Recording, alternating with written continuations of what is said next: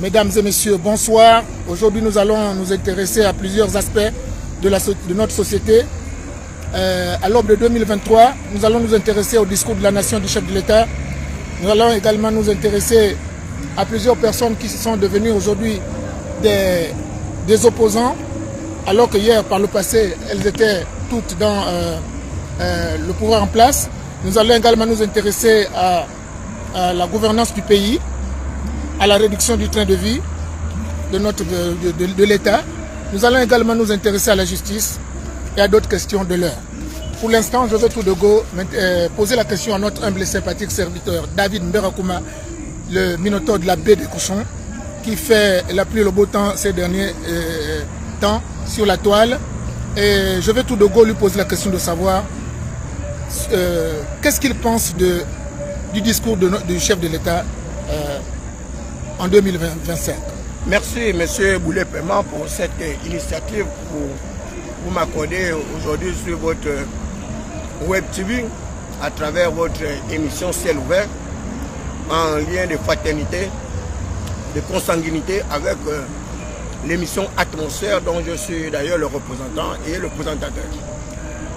Le discours du chef de l'État gabonais, son excellence Olivier Ndeman, m'a paru un discours indicateur, mais également un discours propagandiste, un discours basé sur un certain excès, une espèce d'autosatisfaction justement de cette transition. Et ce discours-là m'a paru quand même assez mitigé parce que le chef de l'État s'est auto-satisfait justement des instruments de la transition. Mais nous savons qu'il y a également à l'intérieur de cette transition plusieurs écueils, plusieurs objections, et c'est par rapport à cela que j'ai accepté votre invitation et je pense que nous allons en débattre tout au long de cette intervention. Le discours du chef de l'État m'a paru tout de même avec une certaine précision sur le plan des infrastructures. Le chef de l'État n'a d'ailleurs pas mis un accent particulier à l'intérieur de son discours. Ils ont plutôt relevé quelques spécificités sur la route, sur la santé, sur l'éducation. Malheureusement, le chef de l'État a fait beaucoup plus que cela. Par exemple, sur l'emploi, le chef de l'État aujourd'hui est à l'origine de plus de 20 000 emplois créés dans la fonction publique avec le diesel, la possibilité pour les Gabonais d'avoir accès au concours, d'entrer à l'EPCA, d'entrer à l'ENA et autres. Donc, ils auraient dû également le signaler. Le chef de l'État avait également fait beaucoup d'efforts sur le social, etc. Mais c'est plutôt l'autosatisfaction exagérée qui m'a paru quand même assez incompréhensible. Parce qu'il y a beaucoup de d'écueils sur l'état du droit, sur la bonne gouvernance et autres. Et j'espère que nous allons en parler tout à l'heure. Justement, en parlant de ces dernières questions, vous parlez de l'état de droit, vous parlez également de la juste part. Chaque Gabonais doit avoir sa juste part de la richesse de notre pays, selon le principe de la destination universelle. Oui, ce sont les propos du chef d'État. Lorsqu'il dit que chaque Gabonais doit avoir justement sa part de la richesse de notre pays. Mais pour que les Gabonais puissent avoir chacun la part de la richesse de son pays, il faut bien que nous arrivions à une véritable meilleure gouvernance. Une gouvernance rationalisée. Une gouvernance qui tient compte justement d'un certain nombre d'aspects. Et c'est pourquoi le chef de l'État, Omar Bongo Ondimba, disons Ali Bongo Ondimba, parlait justement de la prospérité partagée. Il s'agit de cela. La prospérité partagée qui consiste en une justice rétributive, mais également en une justice distributive. À chacun selon son métier, ses capacités, ses compétences, mais également à chacun selon son humanité. Vous savez très bien qu'il y a des personnes en extrême difficulté d'insertion sociale. Oui. Vous avez les handicapés, vous avez beaucoup de personnes vulnérables, mais ces personnes-là, elles n'arrivent pas à bénéficier justement de la plus-value pétrolière de notre pays. Comment est-ce qu'il faut faire pour que ces personnes arrivent également à bénéficier justement de la croissance économique générée par les entreprises de notre pays et notre système économique et social? Eh bien, il faut mettre en place des véritables politiques publiques, telles que celles qui ont été mises dans le cadre des activités sociales à travers la CNAMGES Et aujourd'hui, vous voyez bien que ce outil qui devait servir justement de paravent dans le cadre de la sécurisation sanitaire du plus grand nombre de personnes, particulièrement les personnes vulnérables, cet outil aujourd'hui est en pleine déliquescence. Déliquescence à cause de la malgouvernance, à cause de la détournement des fonds publics par bande organisée, la concussion et autres.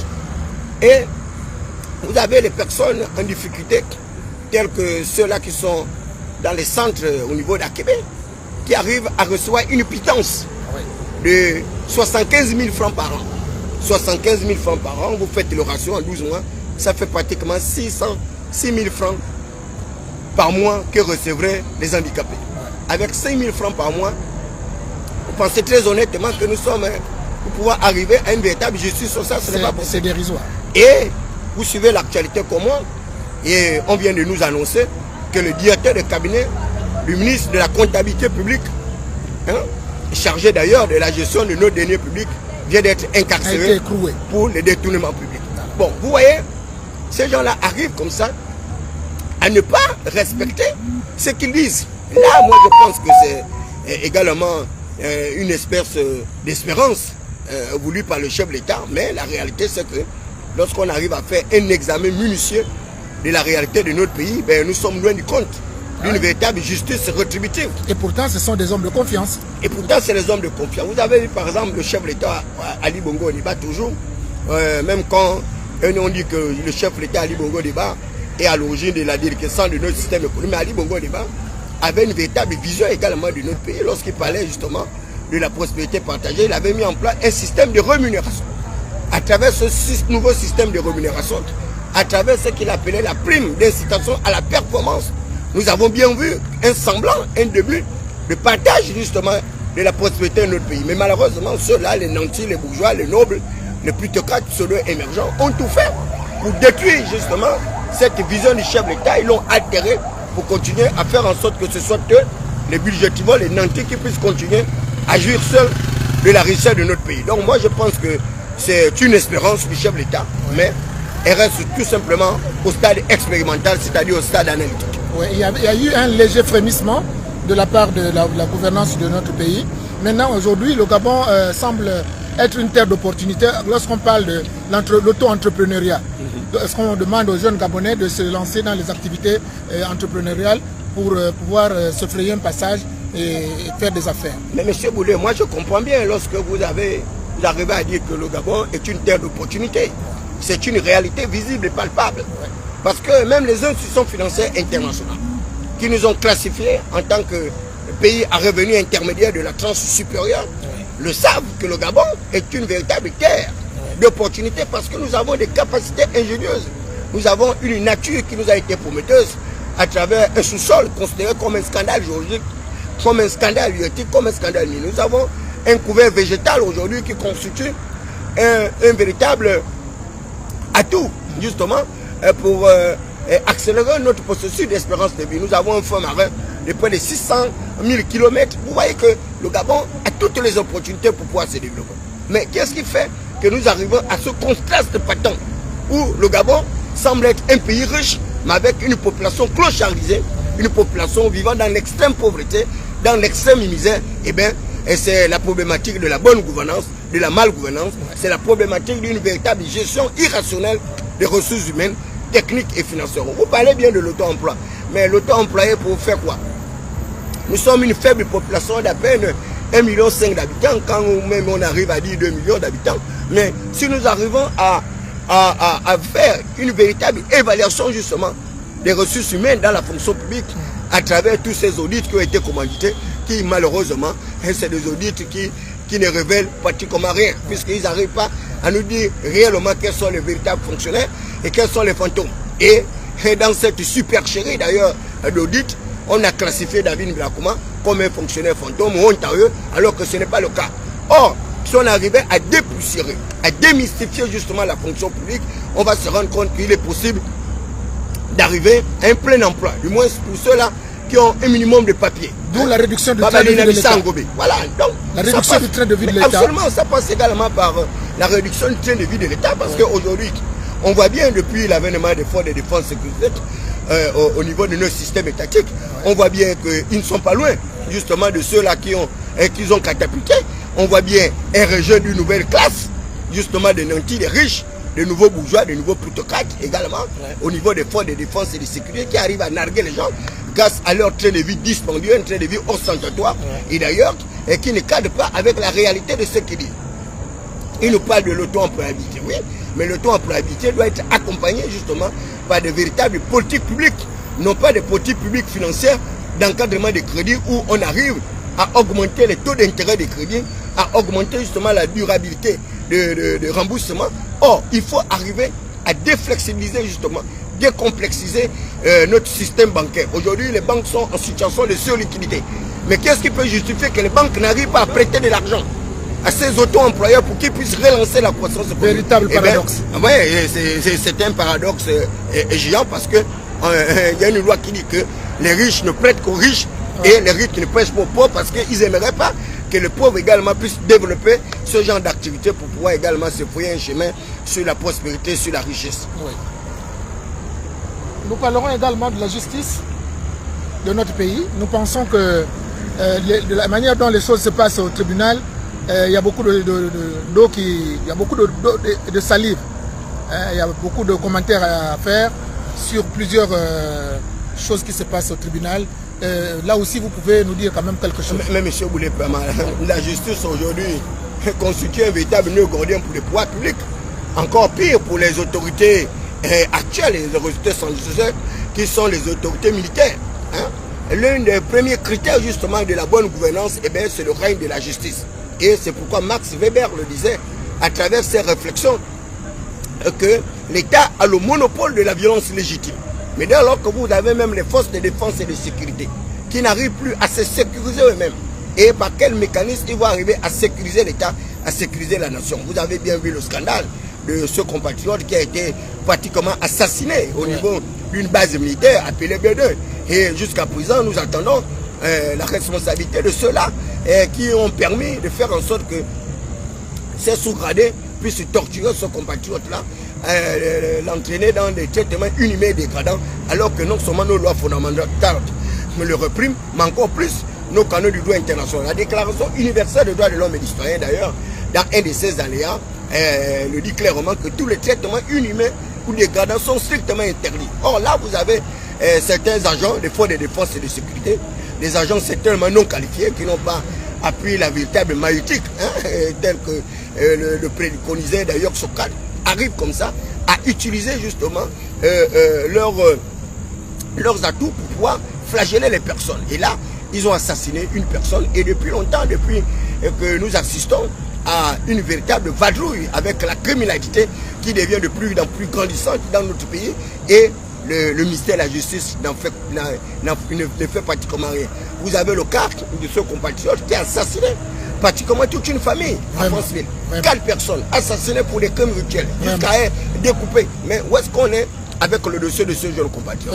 Où sont les commanditaires? Est-ce qu'ils ont été identifiés? Est-ce qu'il n'y a rien? L'enquête ne se poursuit pas. Vous avez le cas d'Hervé Patrick Opianga qui avait porté plainte également sur la spoliation de l'État à travers des marchés où les gens ont plus de milliards de francs CFA et au profit ou au mépris de toutes les valeurs normatives. Et malheureusement, il n'y a pas de procès. Et aujourd'hui, Sopianga qui est pourchassé, qui est poursuivi pour les délits soit dit justement de mœurs. Et pourtant, Opianga également avait porté plainte. Or, on aurait pu faire ce qu'on appelle une jonction de procédure pour pouvoir faire en sorte que ce soit Opianga, que ce soit les plaignants, que ce soit ceux qui l'accusent, arrivent nous apporter la preuve définitive de ce qui en est réellement. Malheureusement, Hervé Patrick Opianga est en cavale avec une impossibilité pour lui, certainement de regagner le pays, avec ces entreprises où il arrive à employer des milliers de personnes qui vont être en difficulté sociale aujourd'hui.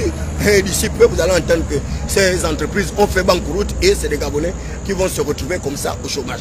Vous avez cette jeune compatriote qui avait été lâchement assassiné par un compatriote gabonais qui a pu se soustraire justement des geôles de la prison centrale de Libreville. Et ce compatriote est en France actuellement, en train de narguer la justice, en train de faire les diètes chaque jour, en train de danser, il se balade et il n'y a rien. On ne voit pas le ministre de la Justice, comme il est en France pour pouvoir toujours traquer la les activistes. Voilà. Il n'est pas pu traquer ce jeune compatriote, l'extradier, et on nous parle de tenter d'extradier les activistes. Qu'est-ce que les activistes ont fait? Ils ont commis quel crime pour qu'on puisse les extradier de France pour les amener au Gabon alors qu'ils sont en France? Parce que quoi? Ils ont justement été victimes de l'espèce de système totalitaire que nous avons mis dans notre pays. Voilà des compatriotes qui se retrouvent là-bas en exil à cause d'un régime politique assez rigide, et on veut encore nous ramener dans ce genre de système machiavélique où on arrive comme ça à avilir les personnes qui arrivent à développer justement des aspirations légitimes en dehors de celles qui sont les leurs.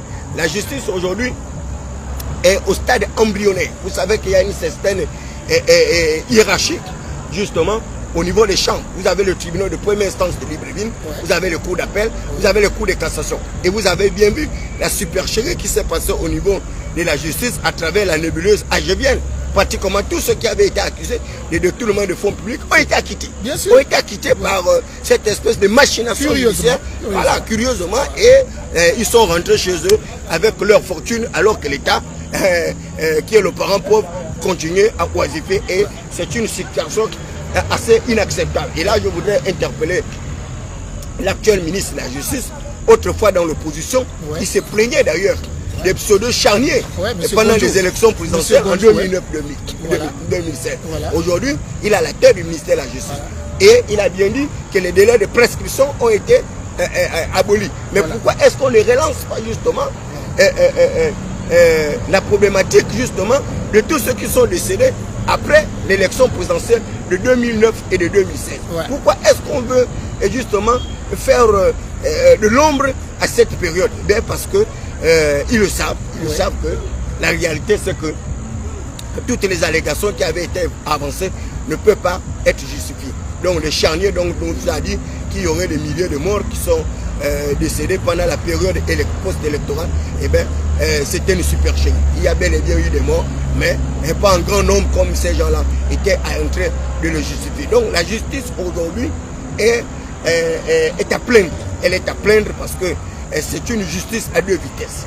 Et une justice qui favorise beaucoup plus les riches, les nobles, les riches, et malheureusement les menus frétins, les voleurs de portables, les voleurs, les petits larcins qui n'arrivent pas à se tirer d'affaire. Et pourtant le chef de l'État, lors de son discours d'ailleurs, l'a dit qu'il va lutter contre la délinquance juvénile, mais également la délinquance sénile. Mais c'est toujours des intentions pour moi. On a vu récemment dans un pays voisin où le ministre de la Justice a tapé du pain sur la table.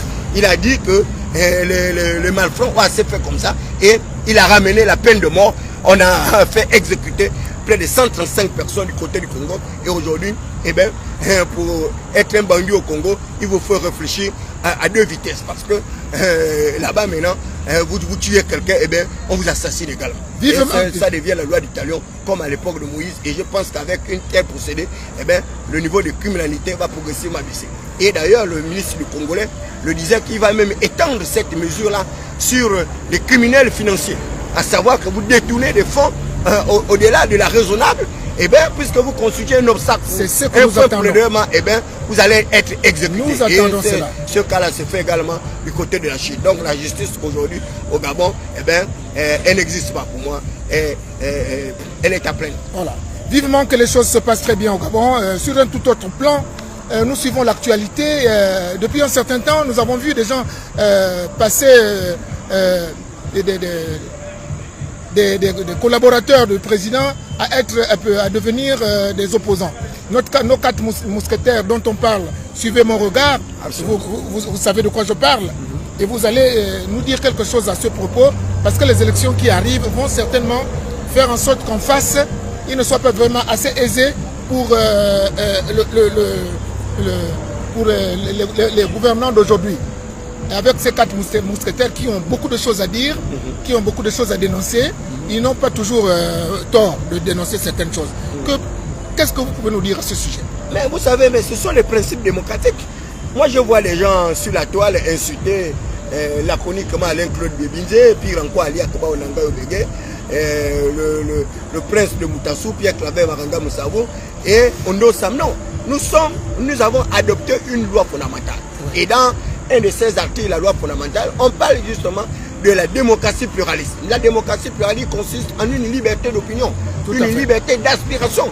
Alors, donc je vois mal, voilà des individus qui ont perdu le pouvoir, qui sont restés en attente d'un véritable processus transitionnel qui devait les ramener à la normalité. Ouais. Et ils ont attendu le temps qu'il fallait. Et aujourd'hui, ils sortent de leurs réserves pour pouvoir reprocher un certain nombre de choses justement aux nouvelles autorités. Et les gens trouvent qu'ils en font trop. Non, ils en font pas trop. Il y a un principe de droit qui parle justement de la théorie des intérêts bien compris de l'exercice du pouvoir. La théorie des intérêts bien compris de l'exercice du pouvoir. Qu'est-ce que cette théorie-là dit? Cette théorie-là dit que lorsque l'exercice du pouvoir vous rapporte plus que son abandon, vous exercez le pouvoir. Mais lorsque l'abandon du pouvoir vous rapporte moins que son exercice, eh bien, vous abandonnez le pouvoir. Or, ces gens-là n'ont pas abandonné le pouvoir. Et ils le disaient de fort aise-manière, avec une certaine voluptuosité que le PDG au pouvoir n'attend pas céder le pouvoir. Le chien à boire, la caravane passe. Le pouvoir s'arrache. Voilà, donc ils n'ont pas prévu la perte de ce pouvoir-là dans des conditions qui sont les leurs aujourd'hui. Alors, qu'est-ce qu'ils font aujourd'hui? Mais ils doivent revêtir la veste de l'opposition. Et c'est ce qu'ils font. Ils doivent revêtir la veste de l'opposition pour aller à la conquête du pouvoir. Absolument. Mais qu'est-ce qu'on peut leur reprocher? C'est le rôle d'ailleurs qu'ils doivent jouer. Et c'est ce rôle-là que j'avais demandé lorsque le chef d'État m'a reçu à la présidence de la République au jardin. Je disais au chef d'État qu'il ne fallait pas qu'il s'acoquine avec les pédégistes déchus. Il fallait qu'il laisse les pédégistes déchus aller vers l'opposition pour reconquérir le pouvoir et que lui, il devait avoir toute l'ouverture, une opportunité nouvelle de s'acoquiner avec de nouveaux Gabonais, avec une autre classe politique, arriver à un rajeunissement de cette classe politique. Malheureusement, le chef d'État ne m'a pas écouté. On a bien vu qu'il s'est accoquiné encore avec ces mêmes personnes, ceux-là qui ont un passé lugubre, ceux-là qui constituent des véritables entraves, ceux-là qui sont à l'origine de la gabegie, de la concussion, des détournements de fonds publics par bande organisée. C'est ceux-là qui ont détruit justement notre cohésion sociale, notre unité, mais également les leviers de la croissance économique de notre pays. Comment ces personnes, comme Alain Kolobibinze le dit, et qui ont été à l'origine justement du fait de la prise du pouvoir par des voies non démocratiques, que ce soit avec les mêmes personnes que le chef de l'État arrive à s'acoquiner, arrive à travailler avec eux. Il y a comme un mariage incestueux qui fait désordre aujourd'hui et le chef de l'État a perdu le plus grand nombre de son capital social à cause justement de ces liens de consanguinité avec toutes ces personnes que le peuple a rejeté par le passé. Or, vous voyez bien aujourd'hui, voilà, tout à fait, son potentiel d'éligibilité est en pleine détérioration. Et vous avez bien vu que toutes ces personnes autrefois décriées par les populations commencent à avoir la sympathie du peuple. Parce que le Gabonais, mais il agit comme ça. C'est quelqu'un qui vous peut vous faire une pichenette à 90 degrés Celsius. Absolument. Parce que autant le Gabonais vous dit oui maintenant, autant il peut vous dire non demain. Et nous l'avons vu d'ailleurs pendant la période de référendaire. Qu'est-ce qui a justifié le rejet justement du plus grand nombre de personnes? Leur désaffection justement de participer à ce processus électoral. Eh bien c'est parce qu'ils se sont rendus compte qu'ils étaient dans une espèce de supercherie où c'est les pédégistes déjà qui allaient faire la campagne référendaire du oui, c'est les mêmes pédégistes qui étaient partis dans les bureaux de vote, etc. Ils ont dit, bon, mais si c'est comme ça, c'est que le coup de liberté véritablement se transforme en révolution des palais. Et aujourd'hui, tout le monde est dans cette logique-là. Et c'est dommage et regrettable. Nous osons quoi, à tort ou à raison, que le chef de l'État va arriver à véritablement se remettre en cause et arriver à une véritable restructuration de l'architecture gouvernementale pour faire rêver les Gabonais de nouveau. Et nous attendons voir jusqu'où ce processus va être enclenché. Mais dans tous les cas, eh bien, l'opposition actuelle est en train de se régénérer. Et là, ce n'est pas une opposition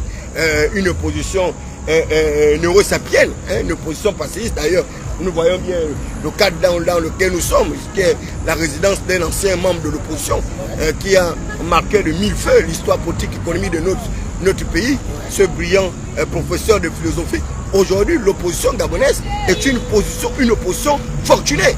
Lorsque vous avez Ali Akba Onanga Gobege, on l'appelle le roi Teke. Tout le monde sait que c'est un être fortuné avec un carnet d'adresse assez étoffé. Alain Claude Bébidje, n'en parlons pas. C'est pratiquement plus de 20 ans ministre. C'est la deuxième icône en termes gouvernementaux après Zakari Mobutu. Vous avez le prince de Moutassou, n'en parlons même pas, et qui poursuit son rêve d'enfance de devenir président de la République et il n'abniquera jamais. Et c'est en cela que j'admire la détermination justement de Pierre Claver Maranga Moussabou. Lui, il est cohérent, il est logique.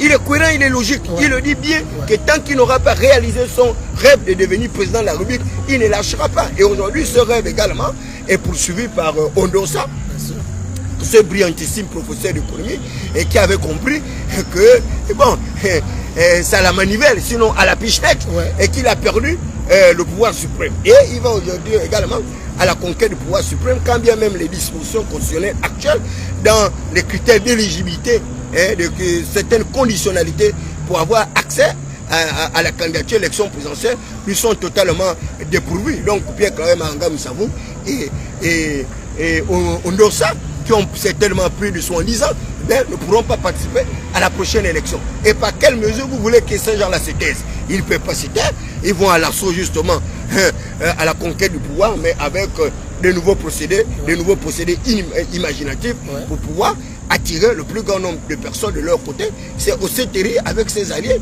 maintenant d'arriver à une contrebalance. Malheureusement, on voit bien que du côté du CETERI avec ses alliés, il n'y a pas d'acteur politique de pointe qui soit capable de donner une véritable réponse argumentative par rapport au questionnement des 4 mousquetaires. Parce que les 4 mousquetaires posent des questions de droit, du droit objectif.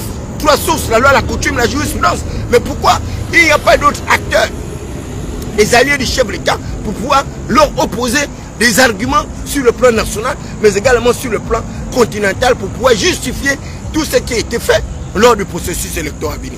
Nous avons fait une adoption d'une loi fondamentale qui a été élaborée à titre inclusif avec toutes les composantes sociétales, avec tous les débats contradictoires qu'il fallait. Mais ce n'est pas maintenant, lorsque la loi a été adoptée et qu'on nous dit qu'il faut balayer d'un revers de main l'adoption de cette loi fondamentale pour revenir à la règle de droit de 1991. Non, c'est une véritable supercherie, mais il faut que le chef de l'État également comprenne qu'il n'a pas de véritables alliés qui soient capables de mettre en place des véritables politiques argumentatives, des politiques de riposte crânienne ou des politiques d'endiguement ou de contournement. Et sans cela que nous nous insurgeons. Et nous l'avons toujours dit que le chef de l'État s'entoure de petites personnes, des personnes sans épaisseur, des déscolarisés, des analphabétisés, des petits brigands, des gangsters qui ne peuvent pas apporter une véritable réponse à un débat contradictoire public avec les intellectuels des 4 rangs que vous avez, nous avons qualifié des 4 mousquetaires, sinon Ali Baba et ses 4 voleurs. Sacré David Mberakoumba, souhaitons que l'opinion vous écoute et que le pouvoir en place puisse se saisir de cette tribune pour pouvoir réajuster les choses. Tant bien que mal, nous observons également avec satisfaction que les ethnies jadis instrumentalisées s'affairent au profit d'une identité nationale plus forte et plus fraternelle. Malgré le fait que au niveau du gouvernement, malgré le fait que les choses sont vues de manière un peu trop terne, mais du côté de cet aspect, on note quand même avec satisfaction qu'il y a quand même un mouvement là-dessus. Monsieur Boulépama, c'est un abus de langage. Vous savez, les discoureurs, ceux-là qui sont à l'origine de l'écriture du discours du chef de l'État, sont totalement en décalage avec la réalité qui est perçue par le plus grand nombre de personnes, disons, du commun des mortels. Pire encore, des acteurs politiques avisés que nous sommes. L'unité nationale aujourd'hui n'existe pas au Gabon. Elle n'existe pas au Gabon parce que nous avons mis en place un système de tutorat, un système de roitelets, un système de parachutage éhonté, un système qui est à l'origine de l'embrigadement justement du plus grand nombre de compatriotes gabonais. Si vous n'avez pas un nom, et d'ailleurs vous avez suivi l'interview de Christelle Chambrier, la petite sœur de l'actuel vice-premier ministre de la planification, elle a dit clairement qu'écoutez, moi j'ai un nom. Mais moi, David Mberakoumba, qui suis-je moi? Je n'ai pas de nom. Je n'ai que de prénom. Et pourtant, le nom, vous connaissez justement toutes les caractéristiques justement du patronyme. Parce que le nom, justement, est le principe de votre identité. Mais dès lors que vous n'avez pas un grand nom, un nom porteur, comme le nom d'Hitler, comme le nom de Tchétchescu, comme le nom de Nabucodonosor, ou bien comme le nom de Congo. Oui, mais le nom Mberakouma, bon. L'aigle royal. Oui, l'aigle royal, mais c'est dans quel écosystème? Dans un écosystème animalier, mais qu'est-ce que l'aigle royal peut faire devant un zèbre, devant un dragon, un léviathan, ou bien un lion de la tribu de Juda? C'est pas possible. Donc ces gens-là le savent. Et c'est cela qu'ils ont bâti justement leur politique. Ouais. C'est une politique qui consiste à diviser le plus grand nombre de compatriotes gabonais. Et c'est pourquoi ils procèdent justement à des parachutages, à des nominations ethno-linguistiques, des nominations à caractère tribal, à caractère cantonal, à caractère régionaliste. Et c'est pourquoi ça ne marche pas. Vous voyez bien dans tous les cabinets ministériels, eh bien, c'est la flambée, c'est la volée des nominations de leurs propres parents dans les mêmes ethnies. Il vous souviendra que nous étions insurgés sur les nominations établies par l'actuel premier ministre chef du gouvernement, que je ne citerai pas le nom, pour ne pas lui faire une publicité gratuite. Et le même phénomène se répercute partout. Allez-y dans tous les cabinets de l'actuelle architecture gouvernementale, vous allez vous rendre compte que ce sont les copains, les coquins, les consanguins, les fantassés, la marconnerie qui sont à l'intérieur de ces cabinets. C'est la famille. Vous allez au sein des conseils municipaux et départementaux, les délégations spéciales, c'est encore pire. Ils nomment leur famille, leurs femmes, leurs épouses, leurs enfants. Et comment voulez-vous parler de l'unité nationale?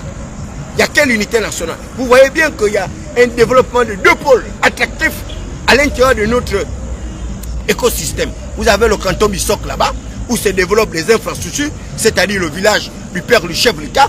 Et vous avez également du côté du Haut-Togo, la ville de Ngouni, qui se métamorphose avec des unités productives, avec une amélioration de l'architecture habitat, réceptacle et autres.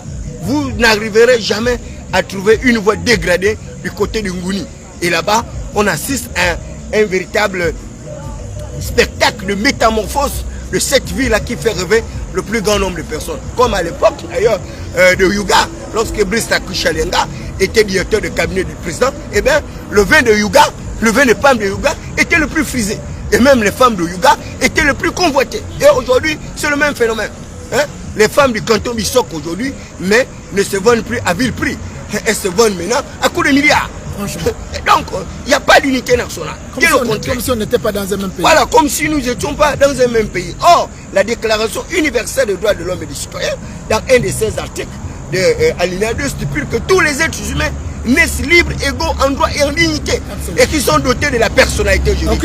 Et même la loi fondamentale, voilà, parle de l'égalité de tous. Vous avez le statut général de la fonction publique également, qui parle de l'égalité de traitement de tous les agents publics. L'égale admissibilité de tous aux emplois. Or, aujourd'hui, eh bien, si vous n'avez pas un nom, si vous n'êtes pas le fils d'un bourgeois, d'un aristocrate, d'un plutocrate émergent, d'un noble ou bien du clergé, eh bien, vous allez vous retrouver comme David Mberakouma, un fils de prolétaire, eh bien, à la remorque de l'histoire. Et sans cela, que les leaders des quartiers sous-intégrés doivent comprendre la nécessité d'arriver à ce que préconisait Karl Marx, la révolution prolétarienne. La révolution prolétarienne qui consiste à élever le niveau de savoir, le niveau de conscience des leaders des quartiers malfamés, arriver à accroître leurs faibles intelligibles, leurs capacités neurotiques pour arriver également à compétir avec toutes ces personnes. Parce que les nantis sont les lettrés. Ils apprennent dans des écoles IP, dans les écoles à faible profitabilité, à fort niveau de qualification. Ouais. Parce que lorsque vous avez un fils de nanti avec une maîtrise obtenue à Harvard, à Oxford, à Cambridge, et ce fils-là arrive à parler 3-4 langues, et que toi tu as une maîtrise obtenue à l'université Omar Bongo Oniba, cette université justement de tropiques, des pays tropicalisés, des pays malfamés, à faible qualification d'intellectualité, et vous pensez que sur le marché d'emploi, vous avez la possibilité de rivaliser, d'adresser ce combat. Ce n'est pas possible. Or là, il y a un complexe. Voilà, il y a un complexe, et nous arrivons à un système de reproduction sociale. Or, il faut briser ce système de reproduction sociale des castes pour faire en sorte que les fils, justement, les moins nantis, les fils du prolétariat puissent également arriver à accéder à une classe supérieure. Malheureusement, ce cycle d'évolution est bloqué. Bloqué par des pratiques mafieuses, bloqué par une mauvaise répartition de la richesse, bloqué par une mauvaise gestion, une gestion calamiteuse, comateuse et eschatologique des ressources humaines. Et ils ont du plaisir justement à détruire les carrières de vie des gens. Ils ont du plaisir à garder les gens dans une même situation de pauvreté, de misère et de prévarication. Et là, j'insiste sur le caractère nouveau parce que nous allons aller dans les élections certainement anticipées. Il faut que les fils des quartiers malfamés comprennent la nécessité de réajuster, la nécessité d'arriver à un véritable rassemblement des forces vives de la nation. Mais pas un rassemblement contre-productif avec les mêmes personnes qui nous ont assujettis hier et qui vont continuer à faire de nous des porte-valises, des portes de leur effigie, les portes justement de leur sacoche. Et pendant ce temps, eh bien, il n'y a aucune évolution dans les quartiers de nos villes et villages qu'on aurait pu transformer en véritable pôle attractif d'événements. Et si nous aussi, on arrive à avoir accès à une classe intermédiaire. Justement, David Mberakouma, vous parlez là du rassemblement. La dernière fois, dans le discours du président de la République, j'ai saisi une phrase qui parlait de 163 000 emplois. Est-ce que vous êtes convaincu que ces choses-là peuvent se faire avant les élections ou c'est encore des promesses, c'est des promesses électorales qui n'en finissent pas? Mais vous savez, ce sont les collaborateurs du chef de l'État qui arrivent à vendre le vent comme ça au chef de l'État. Parce que ces gens-là arrivent à agir sans conviction. La Bible dit tout ce qui n'est pas le fruit d'une conviction est un péché. Les 168 ou 163 000 emplois auraient pu être créés dès la prise de pouvoir par le général des brigades. Voilà. Mais dès la prise de pouvoir par le général des brigades, il s'est lancé dans une véritable entreprise d'ailleurs de restauration des institutions de notre pays et de restauration de la dignité. Le port en eau profonde de Mayumba, voilà. Le port de Mangali. Les 168 000 emplois qui préconisent, eh bien c'est possible si il arrive à activer ces projets structurants, les projets de grande envergure, tels que le port en eau profonde de Mayumba, et qui reste également une possibilité d'investissement, de création d'emplois et de richesses. Le fer de Bilingi, voilà, le fer de Bilingi. Il a parlé de justement le barrage hydroélectrique du côté de Bouette, plus également le chemin de fer. Ce sont des projets structurants, mais ces projets-là nécessitent justement des financements. Ces projets nécessitent des financements et pour le moment, je ne pense pas. Il n'y a pas de bailleurs de fonds. Je ne pense pas qu'à l'heure actuelle, dans un régime politique où nous avons des forces de défense et de sécurité qui ont d'ailleurs le souci de légitimation d'abord du pouvoir, ensuite le souci de légalisation du pouvoir, avoir autant de fonds pour pouvoir lancer les activités de ces projets. Mais moi je pense qu'il serait louable pour Brice Côté Oligui Nguema de voir dans quelle mesure il peut accélérer ce processus-là de lutte contre le chômage, accélérer ce processus également de diversification de l'économie de notre pays à travers d'autres pôles. Le pôle touristique aujourd'hui également peut être exploité. Vous avez le transport, vous avez l'industrie, vous avez le secteur tertiaire avec les nouvelles technologies de l'information et de la communication qui peuvent également servir pour nous de véritables leviers de croissance en diversifiant ces secteurs-là au niveau des provinces, au niveau des villes et villages. Pourquoi est-ce que l'Internet aujourd'hui constitue pour nous un véritable luxe alors que l'Internet dans les autres pays, eh bien, ce n'est pas un luxe. D'ailleurs, là-bas, l'Internet est à faible coût. Vous allez arriver à Moulengi Binza. Où est-ce que vous allez trouver une connexion Internet? Vous arrivez chez moi à Ndangui, à Bassera, à Ndumbu. Où est-ce que vous avez trouvé l'Internet? Alors que l'Internet également aujourd'hui devrait être partout sur l'ensemble du territoire pour arriver justement à la lutte contre les déficits électroniques, mais d'arriver également à la transparence électorale qui est tant recherchée par les populations camerounaises. Là, nous allons aller à des élections. Mais les villes et villages ne sont pas reliés par un réseau Internet pour arriver justement à une espèce de digitalisation des résultats. Mais nous allons tomber encore dans le même travail. Vous avez encore des villes et villages qui ne sont même pas, non pas interconnectés, mais qui ne sont même pas connectés par un réseau routier fiable.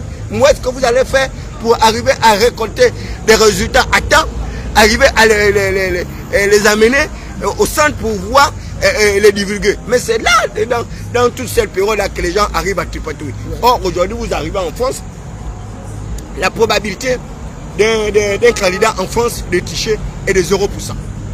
Vous votez à 18h en France, à 18h15. Tout le monde est déjà au courant. Tout le monde sait qui a gagné l'élection, même pas à 15, je dis bien, à 18h02, vous avez le tableau de bord électronique qui vous dit que c'est Boulé Pama qui a gagné les élections, il n'y a pas de possibilité pour David Mbeakoma de contrefaire les résultats, de les falsifier. Donc, c'est ce système de performance justement démocratique que les peuples africains doivent rechercher. Malheureusement, les Africains ont ces mêmes réminiscences-là. Ce sont des négriers. Hein? Ils ont du plaisir à exploiter les gens. Ce sont des capitalistes sauvages. Ils ont du plaisir justement à mécaniser, à déshumaniser l'être humain. Ils ne veulent pas que les populations puissent justement se défaire des amarres de la misère, de la pauvreté, de la paupérisation et de la précarisation. Et c'est dommage. C'est vraiment dommage et regrettable. Le chef de l'État, oui, il parle des rassemblements. Mais de quel rassemblement le chef de l'État parle? Il fait appel au rassemblement de qui?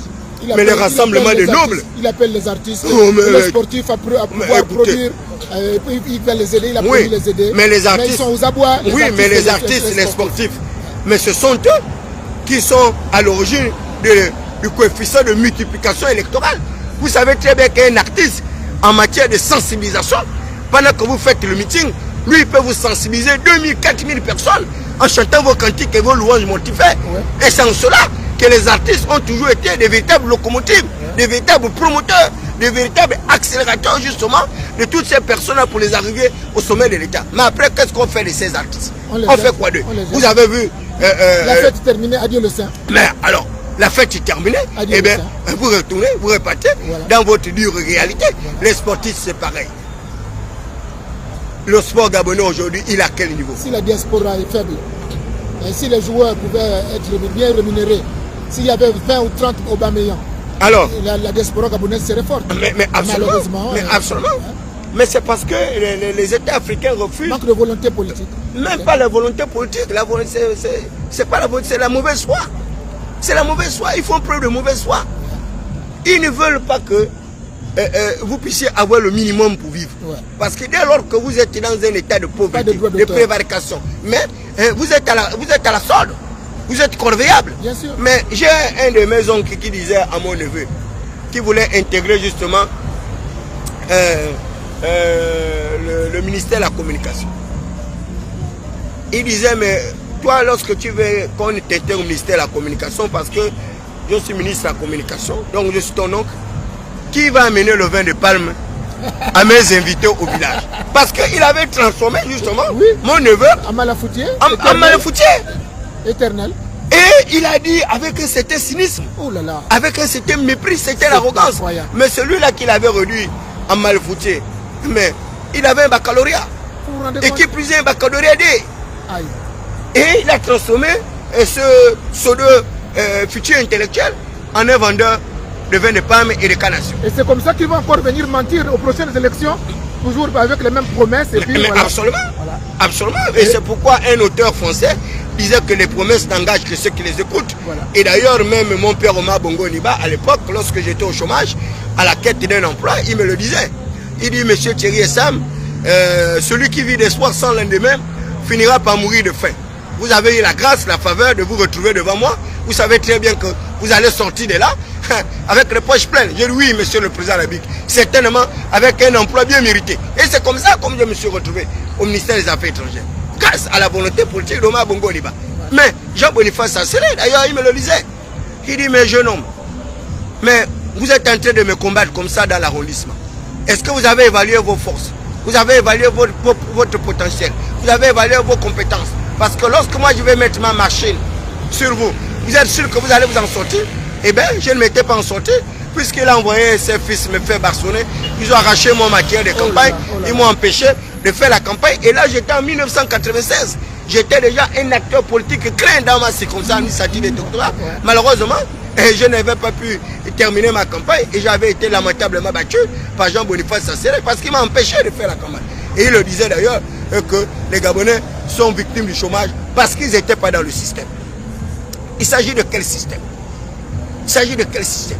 Mais ce n'est pas tout le monde et qui accepte de rentrer dans un système mafieux, dans un système de moabites, de pharisiens, de sadicéens, un système d'avilissement des personnes, un système qui va me déshumaniser, un système qui va me dépersonnaliser. Parce que ce système-là arrive à pseudomiser les personnes. Ce système arrive justement à matraquer psychologiquement ces personnes, les transformer en criminels, en assassins. Ce n'est pas possible. Moi, David Mbeakoma, je continuerai à garder ma liberté de ton, je continuerai à garder ma probité, mon éthique, parce que ce sont des valeurs fondamentales que ma mère m'a inculquées avant son décès. Elle me l'a dit que mon fils, il y a la noblesse dans la pauvreté. Tu n'as pas besoin de te prostituer pour pouvoir avoir de l'argent. Il faut croire à la providence parce que l'Éternel commandera même le corbeau pour pouvoir te nourrir. Vraiment sacré David Mberakouma. Et voilà, nous arrivons à la fin, au terme de notre émission à ciel ouvert et de notre atmosphère. Donc David Mberakouma, le patron de la tribune Atmosphère, de l'émission Atmosphère, et votre humble et sympathique serviteur Pierre-Mario Wilfroy Boulepama, le présentateur de la tribune, la plateforme à ciel ouvert, ont terminé, et nous souhaitons avoir été assez convaincants et d'avoir apporté quelques contributions à la politique de notre pays. Allez, ciao ciao, à très bientôt, merci beaucoup. C'est nous qui vous remercions, M. Boulepama.